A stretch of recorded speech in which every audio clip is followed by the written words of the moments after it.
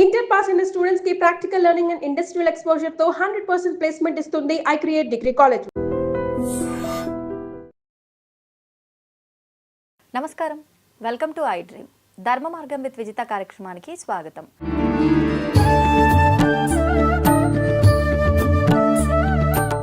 ప్రస్తుతం మనతో పాటు ఉన్నారు శ్రీ జగదాంబ త్రిశక్తి పీఠాధిపతులు బ్రహ్మశ్రీ బెనారస్ గురూజీ గారు. ఇప్పుడు వారితో మాట్లాడి మరిన్ని విషయాలు తెలుసుకుందాం.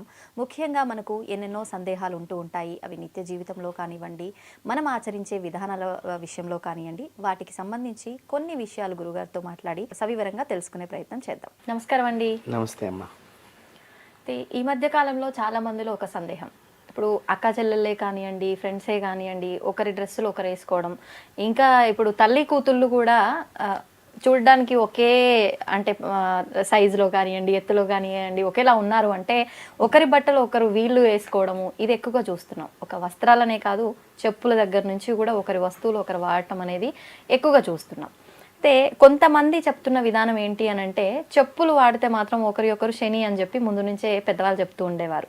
కానీ వస్త్రాలు వాడటం కానీ వాళ్ళ వస్తువులు వాడటం కూడా వాళ్ళ కర్మలో భాగాన్ని మనం పంచుకుంటున్నాము వాళ్ళ వస్తువులు వాడటం వల్ల అని చెప్పి వింటూ ఉన్నాం. ఇది ఎంతవరకు వాస్తవము, దీన్ని మూఢనమ్మకము అని కొట్టిపారేయాలా, దీన్ని మనం పాటించాలంటారండి? చాలా చక్కని ప్రశ్న అడిగారమ్మా. ఇది ఒక స్త్రీలకు సంబంధించిందే కాదు, పురుషులకు కూడా అంతే. ఈ వస్త్రాలు అనేటువంటిది షేర్ చేయటం ఎంతవరకు మంచిది, ఒకరు వేసుకోవటం ఎంతవరకు మంచిది అంటే, ప్రథమంచ వేసుకోకుండా ఉండటం చాలా మంచిది. ఎందుకు వేసుకోకూడదు, శాస్త్రంలో ఏం చెప్పింది, ఒకవేళ వేసుకోవాల్సిన పరిస్థితి ఏర్పడితే ఎట్లా దాన్ని చేయటము అన్నట్లు మనం చూసినట్లయితే, మొట్టమొదటిది వీరి శరీరానికి ఏమైనా వ్యాధులు ఉన్నా అవి మనకి చెప్పరు. స్కిన్ రిలేటెడ్గా కావచ్చు, లేకపోతే మరి ఇతరత్ర ఏదైనా సరే వ్యాధికి రిలేటెడ్గా ఉండేటువంటివి చెప్పనప్పుడు అవి మనం వేసుకుంటాం మూలకంగా ఇవి సహజంగా మగవాళ్ళలో ఎక్కువగా కనిపిస్తూ ఉంటుంది, ఆడవాళ్ళ కంటే కూడా. కొంచెం ఆడవాళ్ళు నీట్గా ఎక్కువగా డ్రెస్ కోడ్ విషయంలో కొంచెం జాగ్రత్తలు పాటిస్తూ ఉంటారు. మగవాళ్ళలో ఏంటంటే బ్యాచిలర్స్ లైఫ్లో ఎక్కువగా మీరు గమనించినట్లయితే ఆ రూమ్లో ఏదో హ్యాంగర్కి పెట్టుకుంటూ ఉంటారు, ఈ షర్టు వాడు షర్టు వీడు మార్చుకుని వెళ్ళేటువంటివి ఎక్కువగా జరగటానికి ఉండేటువంటి స్థితి అక్కడ. దీనివల్ల ఏమవుతుందంటేనమ్మా, ఈ వ్యాధి ఒకరి నుంచి ఒకరికి ట్రాన్స్ఫర్ అవడానికి అవకాశం ఉంటుంది.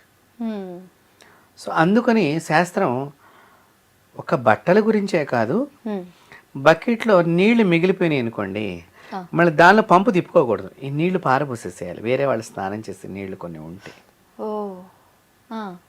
ఒకవేళ అలా ఉంచి మనం స్నానం చేయకూడదు.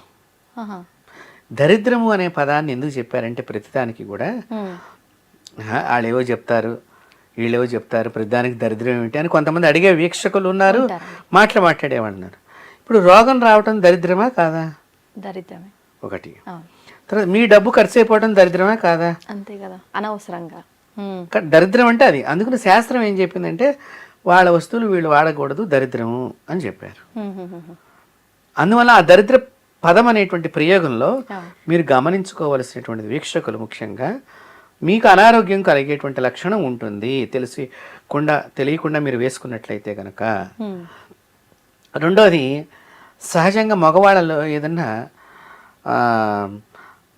ధూమపానం చేసే లక్షణాలు ఈ రోజుల్లో ఎక్కువగా కనిపిస్తున్నాయి. ఈ షర్ట్స్కి కూడా ఆ వాసన పట్టుకుంటుంది. కానీ వేరే వాళ్ళ రూమ్లో ఏదో మనవాడి షర్ట్ ఇది కొత్తగా బాగుందని చెప్పి వేసుకుని పెడతాడు. వెళ్ళినప్పుడు వీడి దగ్గర కూడా అదే వాసన వస్తుంది. పాపం నిజంగా వీడికి అలవాటు లేకపోయి ఉండవచ్చు. అంటే వీడిని కూడా ఆ ఘాటికి కట్టే లక్షణం ఏర్పడుతుంది. తప్పు చేయకపోయినా నిందల పాలవడం. అది అప్పుడు ఏమవుతుంది, నేను తాగలేదని చెప్పి వీడు చెప్పినా నీ దగ్గర వాసన వస్తుంది, అవును ఇది నిజమే కదా, వాసన ఎక్కడి నుంచి వస్తుంది అని తర్వాత చేస్తే వాడు తాగాడని ఏదో గుర్తుకొస్తే ఇప్పుడు వాడితో సావాసం చేస్తున్నామని మళ్ళీ తిడతారని చెప్పి అది దాచేవాళ్ళు. సో వాసన దోషాలు గమనించినట్లయితే ముఖ్యంగా ఇవి జరగటానికి ఇక్కడ మనకి దోహదం అవుతుంది. రెండవది, చిరిగిపోయిన వస్త్రాలు అసలు వేసుకోకూడదు. ఒకవేళ మనకి అంత స్థితి లేదు అనుకున్నప్పుడు కుట్టుకుని వేసుకోమని శాస్త్రం చెప్పింది. ఈ వస్త్రాలు వేసుకుంటంలో ముఖ్యంగా ఎవరిదన్నా మనకి గబుక్కన ఇబ్బంది పడే ఏదన్నా అక్కడ ఏదైనా డ్రెస్ మీద ఏదైనా వలికిపోయో ఏదో చేతిలో ఒక డ్రెస్ వేరే వాళ్ళది ఉన్నది అనుకున్నప్పుడు ఉతికిన డ్రెస్ వేసుకుంటంలో ఆపత్కాలానికి వేసుకుంటంలో తప్పు లేదు. ఓకే, అది తప్పనిసరి పరిస్థితులు. అదే విపత్కరమైన పరిస్థితులు ఏర్పడ్డప్పుడు ఒక్కొక్కసారి నిజంగా చెప్పాలంటే పూర్వీకులు రాజుల దగ్గర ఇవి ఎక్కువగా జరుగుతూ ఉండేవి. డ్రెస్సుని మార్చుకుని అంటే సైనికుడు డ్రెస్ వీళ్ళు వేసుకుంటాము అంటే రాజ్యంలో ఏం జరుగుతోంది అని దొంగతనంగా తెలుసుకుంటూ ఉండేవాడు రాజు రాత్రులు ఇప్పుడు తిరిగేటప్పుడు. అప్పుడు సేమ్ వాడి డ్రెస్ లాగా ఉండాలని వీళ్ళు అలా ఈ డ్రెస్సులు వేసుకుని తిరిగితే సమాచారం అంతా తెలుసుకుని తన రాజ్యంలో ఏం పొరపాట్లు జరుగుతున్నాయి తన్నేమనుకుంటున్నారనేది తెలుసుకోవటం అనమాట. అట్లాంటప్పుడు కూడా కొంతమంది పూర్వులు వీళ్ళ డ్రెస్సులు వేసుకుని అలాగే మనకి ఈ విషయం మనం గమనించినట్లయితే మహామంత్రి తిమ్మరసు డ్రెస్సు వేసుకున్నట్టుగా ఇంకొకడు వేసుకుని కృష్ణదేవరాయల వారి యొక్క కుమారుని సంహరించటం. రాజుగారు కుమారుని చంపేశారు. అక్కడ తిమ్మరసులాగా డ్రెస్ కట్టేసి వెనకాతల నుంచి చూస్తే అచ్చం వీడు తాతయ్య అనుకుంటూ ఈ పిల్లవాడు వెళ్తాము. తర్వాత ఈ పిల్లవాడికి విషప్రయోగం జరిగింది అక్కడ. సో ఇలాంటి డ్రెస్సులలో ఇలాంటివి జరగటానికి సేమ్ ఇలాగే ఉంది వాడు ఉన్నాయనుకున్నావు. నీ మీద ఏదన్నా కుట్ర జరిగినప్పుడు అదేదో వాడికి వెళ్ళాల్సింది నీకెళ్ళి నీ ప్రాణ ప్రమాదం తెచ్చుకుంటావు.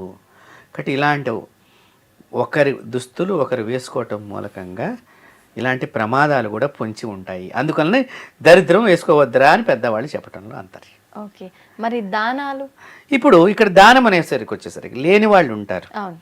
లేని వాళ్ళు అనగానే మీరు బాగా గమనించుకోండి, ఏదో చిన్న చిన్న బస్తీల్లాగా మనకి ఏదో ఊరు చివరి భాగాల్లో పూర్వకాలంలో ఉండేవి. ఇప్పుడు కూడా సిటీస్లో ఉన్నా కూడా బస్తీల్లాగా ఉంటున్నాయి. మీ బట్టలు మీకు పొట్టివైపోయినాయి, మీరు వేసుకోలేకపోతున్నాను, శుభ్రంగా ఉతికించండి. మీకు సంతోషం కలిగింది, మంచి బట్టలు ఇచ్చినామని చెప్పి ఇస్త్రీ చేయించండి, వెళ్ళి పంచండి. పంచడం మూలకంగా కూడా మీకు పుణ్యం వస్తుంది. ఓకే, ఉతికిన వస్త్రాన్ని ఇవ్వాలి తప్ప విడిచిన వస్త్రాలని మూట కట్టిస్తే మీకు దోషము, ఇచ్చిన వాడికే దోషం. ఎందుకు? ఆ వేసుకునే వాడి దగ్గరకి చెమట వాసన వస్తుంది కదమ్మా, అది వాడు విడిచేసిన వస్త్రం ఇచ్చాడని వాడు బాధపడతాడు. ఆ బాధ మీకు పాపాన్ని ఇస్తుంది. ఎదుటివాడి బాధే మనకి పాపము. పాపం అంటే అది ఇంకో రకంగా ఏదో రకంగా వస్తుంది. వాడు ఏడవటం మూలక ఇట్లాంటివి తీసుకోవాల్సి వచ్చిన పరిస్థితి, వాడికి ఏదో పూర్వజన్మ పాపము కర్మము, ఈ జన్మలో అలా పుట్టాడు, లేనివాడిగా పుట్టాల్సి వచ్చింది.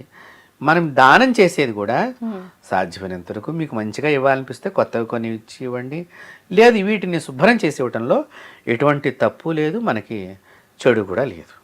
అయితే ఇప్పుడు మన వస్త్రాలు వాళ్ళు ధరించినప్పుడు అవి మనవే, అంటే మన వాసనలన్నీ దానికి ఉన్నాయి, వాళ్ళు వేసుకొని వాళ్ళు ఏ కర్మ చేసినా కూడా అది మనకు కూడా వర్తిస్తుంది అని చెప్పి ఈ మధ్య ఎవరో చెప్తే నేను విన్నా. ఇది వాస్తవం అంటారా? లేదమ్మా, అలాంటిది ఇంకా మనకు సంబంధం లేదు, ఒకసారి ఇచ్చేసిన తర్వాత ఉండదు. ఎందుకంటే ఇందాక అదే చెప్పిన నేను మీకు, కృష్ణదేవరాయల గారి కుమారుడు విషయంలో వస్త్రధారణ ఇలాంటివి మనతో పాటు తిరిగేటువంటి వాళ్ళే చేయగలుగుతారు తప్ప ఎక్కడో దూరంగా ఉన్నవాడు చేయలేడు. అంత అవకాశం మనతో రాదు. మన ఇల్లు ఎక్కడో తెలియదు వాడికి. మనం ఏదో ఇచ్చేసి వచ్చేస్తాం కారులో పోయి, ఇప్పుడు అందరూ అట్లా కారులో పోయి ఇచ్చేస్తాం, అలా జరుగుతుంది. కాకపోతే విడిచిన వస్త్రం ఇస్తే మాత్రం పాపం మనకే తగులుతుంది తప్ప వాళ్ళకు ఉండదు. వాళ్ళ అందుకు చక్కని ఉతికిన వస్త్రం. ఈ వస్త్రం ఇచ్చేటప్పుడు దాని మీద ఏదైనా మీ శక్తి ఉంటే ఓ 50 రూపాయలు పెట్టండి, ఏదో 10 రూపాయలు పెట్టండి, లేదా కనీసం ఒక 2 రూపాయల చెక్క అన్నా పెట్టి దానం చేయాలి. ఖచ్చితంగా ధనంతో పాటే ఇవ్వాలి. అప్పుడేంటి, కొత్తది ఇచ్చినా కూడా దక్షిణ పెట్టమన్నారు, పాతది ఇచ్చినా కూడా దక్షిణ పెట్టమన్నారు. దీనికి కారణం ఏంటంటే వాళ్ళకి వస్త్రం ఒక్కటే కాదు, ఏదన్నా సహాయానికి ఆర్థికంగా కూడా ఇచ్చినట్లుగా నువ్వు ఉండాలి తప్ప ఏదో నువ్వు ఖాళీ వస్త్రాలు, నువ్వు వాడేసిన వస్త్రాలు ఇస్తున్నట్టు భావన అక్కడ కలగకూడదు.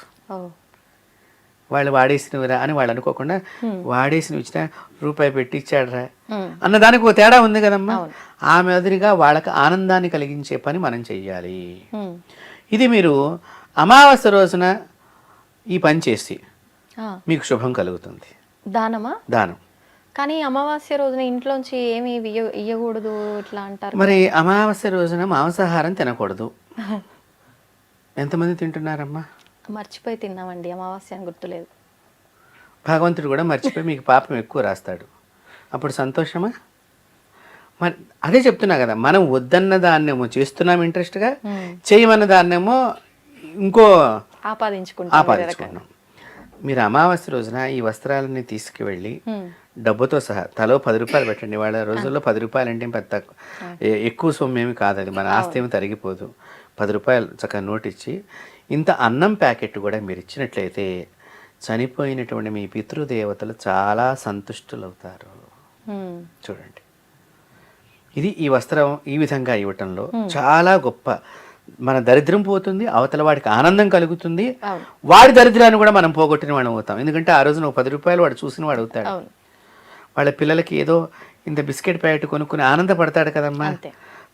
ఇంత అన్నం పెడుతున్నావు కదా, ఈ పూట నేను అడుక్కునే పరిస్థితి తగ్గించాడు. అది ఇక్కడ చూడండి, నా చెయ్యి ఒక రోజున తగ్గించాడు, ఊరు తిరగకుండా. ఒకటి ఏదో ఒక వస్త్రం ఇచ్చాడు, నాకు కాకపోతే నా ఇంట్లో కొడుకో కోడలకో ఎవరికో ఉపయోగపడుతున్నా వాడు కూడా అనుకుంటాడు కదా. సో ఇట్లాంటి 3 వినియోగాలు అక్కడ జరుగుతాయి కాబట్టి మీ పితృదేవతలు సంతుష్టులు అవుతారు. వ్యాధితో ఉన్నప్పుడు మీరు వస్త్రాలు ఇవ్వవద్దు దయచేసి. మీ ఒంటి మీద పొడ వ్యాధి, సొరియాసిస్, చర్మ వ్యాధులు, గజ్జి, తామర ఇత్యాదికి సంబంధించిన చర్మ వ్యాధులు ఉన్నప్పుడు మీ వస్త్రాలని వేరే వాళ్ళకి మాత్రం ఇవ్వవద్దు, వాటిని తగలపెట్టండి. టీబీ వ్యాధి ఉన్నటువంటి వారు, ఇప్పుడు దగ్గుతూ ఉంటామమ్మా, ఇప్పుడు మనం మాట్లాడుతుంటే తుప్పర్లు కొన్ని వస్తూ ఉంటాయి, ఒక్కొక్క పదంలోనూ వస్తూ ఉంటాయి, అవి ఇక్కడ పడుతుంటాయి. దగ్గినప్పుడు కూడా అలాగే జరుగుతుంది. ఈ టీబీ వ్యాధిగ్రస్తుల యొక్క ఇన్ఫెక్షన్ ఈ వస్త్రం మీద ఉంటుంది. మనకి అది పోయిందో లేదో తెలియదు కాబట్టి నువ్వు పోయింది అనుకుంటా ఉతికాము కాబట్టి నీ ఇంట్లో వాళ్ళే నీ బట్టలు విడిగా ఇలా దూరంగా చూడండి. మనం గమనించండి, ఆ రోగం ఉన్నది అంటే మన ఇంట్లో వాళ్ళు కూడా ఏందో మనం పాపం చేసిన వాళ్ళకి మళ్ళీ ఇట్లా కర్రతో తీసుకెళ్ళి పెడతా ఉంటారు. మరి వేరే వాళ్ళకి కూడా అదే భావన ఆలోచన ఉంటాయి కాబట్టి అలాంటివి తగలబెట్టేసేయండి. కానీ వస్త్రాలు అలా తగలబెట్టచ్చు, తప్పేముందమ్మా. ఇప్పుడు మనకి వ్యాధులు ఉన్నాయి కాబట్టి ఇవి ఎవరికి షేర్ చేసేవి కావు. దాన్ని తగలబెడితే ఆ పురుగు చచ్చిపోతుంది, అక్కడి నుంచి ఇంకొకరికి ట్రాన్స్ఫర్ అవ్వకుండా ఉంటుంది కదా. సృష్టి ప్రపంచంలో కూడా ఇంకొకరికి నువ్వు ఆ బయట అట్లా పడేసావు నీ ఒంటి మీదది, అక్కడే అసలే నీవు రోగిష్టివాడివి, ఆ వస్త్రానికి ఆ రోగం క్రిమి అంటుకున్నది. ఇప్పుడు డాక్టర్స్ గాజు గుడ్డలు ఇవన్నీ ఒక డస్ట్బిన్లో వేస్తారు, సిరంజులు ఇవన్నీ ఎందుకు వేస్తున్నారు? ఇవన్నీ తగలబెడుతున్నారు కదా, వాళ్ళు ఫైర్ చేస్తున్నారు. ఎందుకు? ఆ పురుగుని చంపేసేయాలి. మరి నువ్వు తీసుకెళ్ళి రోడ్డు మీద పడేస్తే ఊరంతా పాకదు. అది నీ వస్త్రమా నా వస్త్రమా కాబట్టి ఇక్కడ రోగాన్ని చంపుతున్నాను అనుకోవాలి, కానీ నా వస్త్రాన్ని ఏదో నేను తగలబెట్టుకుంటున్నాను మాత్రం అనుకోవద్దు. ఇది దీనిలో ఉన్నటువంటి అర్థం. అలాగే ఈ వస్త్రాలు ముఖ్యంగా మనం ఈ దానం చేసేటప్పుడు కూడా మంచి మనసుతో, అవతల వాళ్ళు ఎందుకు ప్రేమతో. చాలామంది ఏంటంటే మనకి ధనం బాగా ఉంది అనేటువంటి లోపల ఆలోచన ఉంటుంది, పటో అన్నట్లుగా మాట్లాడుతూ ఉంటారు. అలా ఎప్పుడు చేయకూడదు. దీన్ని చక్కగా పోతున్నా, రా అమ్మ తీసుకోమ్మా, ఈ అమ్మాయి ఏదో చెప్పుకోవాలనుకుంటుంది, అది కూడా విన్నారనుకోండి మన పితృదేవతలు చాలా సంతుష్టులు అవుతారు. భగవంతుడు ఏ రూపకంగా వస్తాడో తెలియదమ్మా మీకు. ముఖ్యంగా చెప్తున్నాను, నేను వస్త్రాల గురించి అడిగారు కాబట్టి దేవుడు ఎలా వస్తాడనే విషయం కూడా దీనిలో జోడించి చెప్తున్నాను.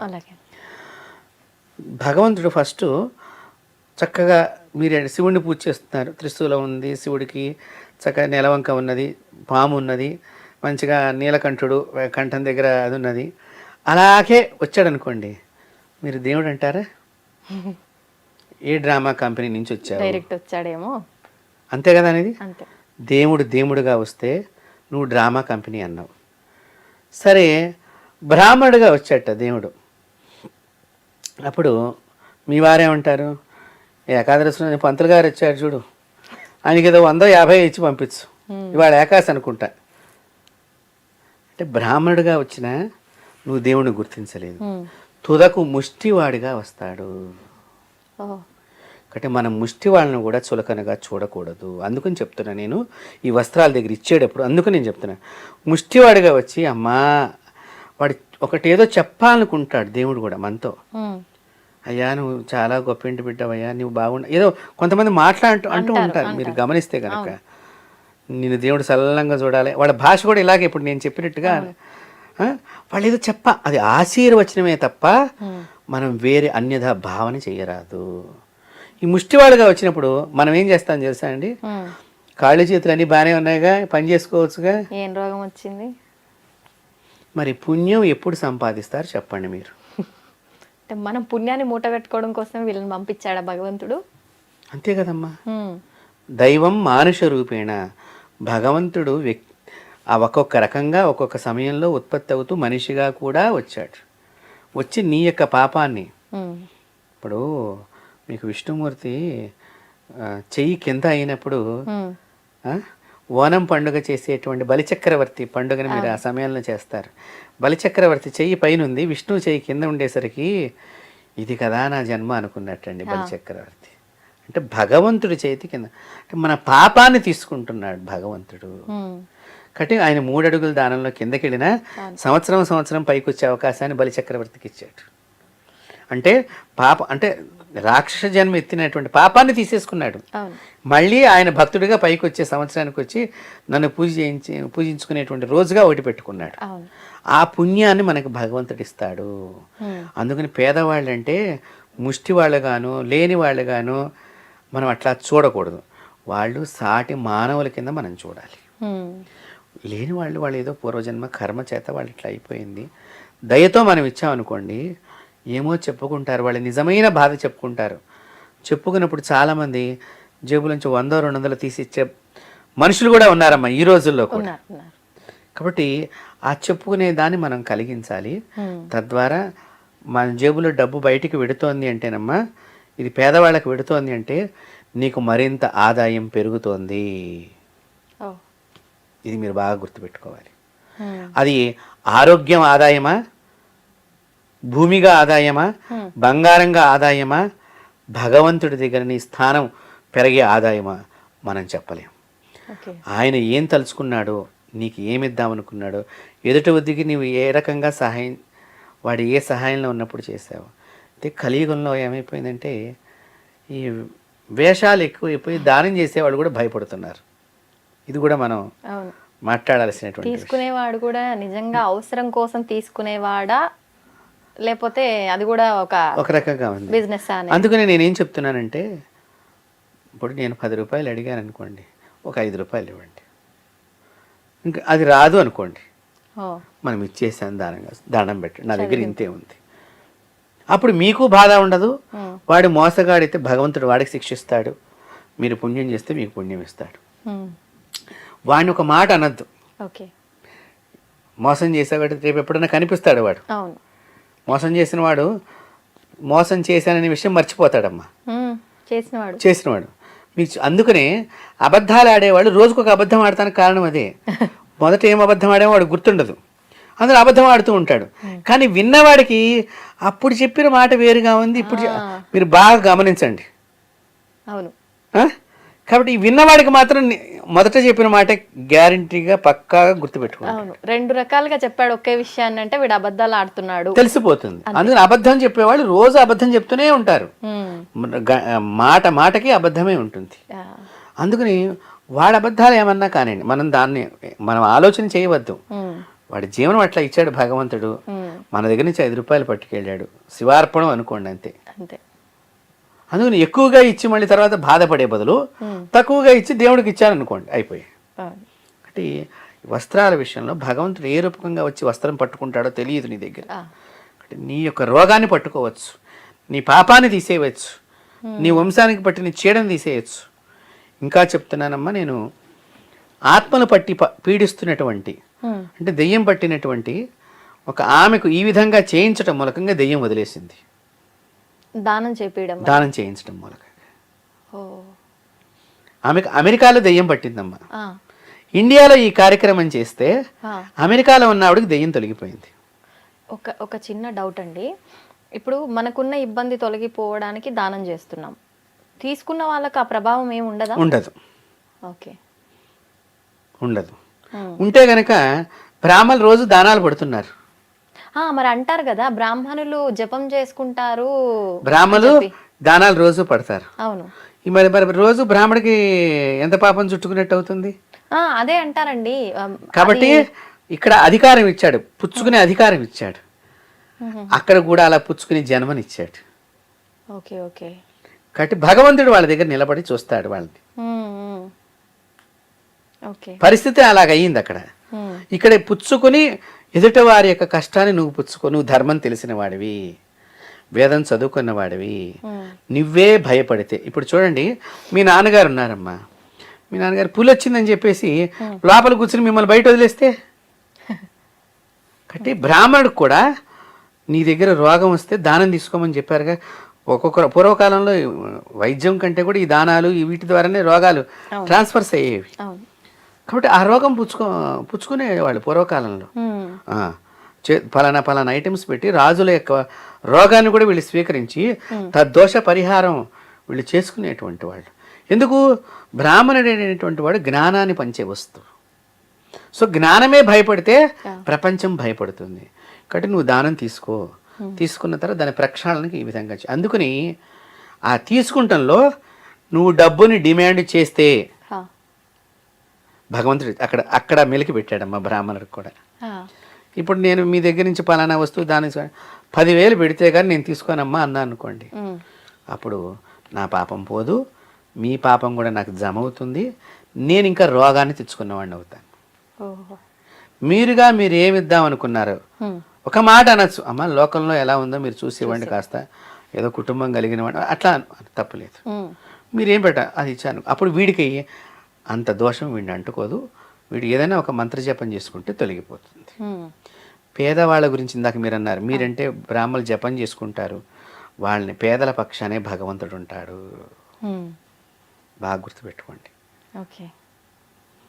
హిందూ దేవతలు ఎక్కడ ఉన్నా పేదలకు అన్నదానం జరిగేటట్టుగానే అసలు దేవాలయాల్లో అన్నదాన కార్యక్రమం పెట్టిందే దానికి.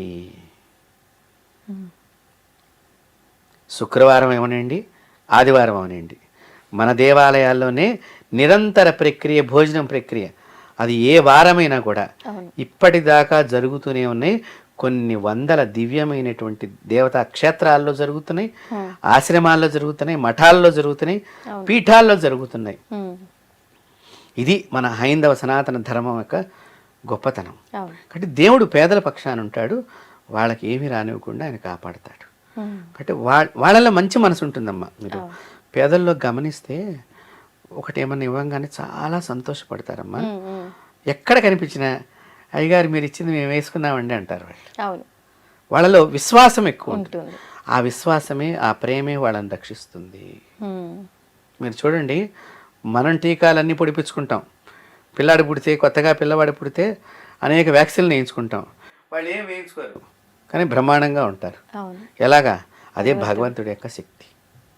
కాబట్టి ఈ దానం ఇచ్చేటప్పుడు అహంకారం లేకుండా ఇవ్వాలి, నేను ఇస్తున్నాను అనేటువంటిది లేకుండా ఉండాలి. ఇలా ఈ వస్త్రము, దక్షిణ, అన్నం ప్యాకెట్ కనుక ఇచ్చినట్లయితే మీ ఇంట్లో ఏదైనా భూత ప్రేతాలకు సంబంధించిన చెడు గాలి తిరుగుతున్నా ఇలాంటిది కూడా బయటకు వెళ్ళిపోతుంది. అమావాస్య విశేషం దానాలకి, అది మనం వాడినదైనా కొత్తదైనా ఏదైనా సరే అమావాస్య చాలా విశేషం. దానం చెయ్యండి, దరిద్రాన్ని పోగొట్టుకోండి, చక్కని ఆరోగ్య ధనవంతులు అవ్వండి. సంతోషం అండి, చాలా చక్కగా వివరించారు. ధన్యవాదాలు. And for more videos, please subscribe to iDream. Please subscribe to iDream. Please subscribe iDream. And please subscribe to iDream. For more videos, subscribe to iDream. please like, share and subscribe to the channel. Congratulations, iDream. Subscribe to iDream. Subscribe to iDream. So subscribe to iDream Media. iDream ki iDream team andarki huge congratulations. Please subscribe iDream Media. Please subscribe to iDream. Subscribe iDream. Please subscribe to iDream. iDream అంటే నా కళల channel subscribe చేసుకున్న నోరు తిరుగుతలేదు, మీరైతే గంట గుర్తు కొట్టండి. For more such videos, please subscribe to iDream. Subscribe to iDream. Please subscribe to iDream. Please subscribe iDream Media. Please do subscribe to iDream. Please subscribe to iDream Media. For best entertainment and information, please subscribe iDream. And don't forget to subscribe to iDream.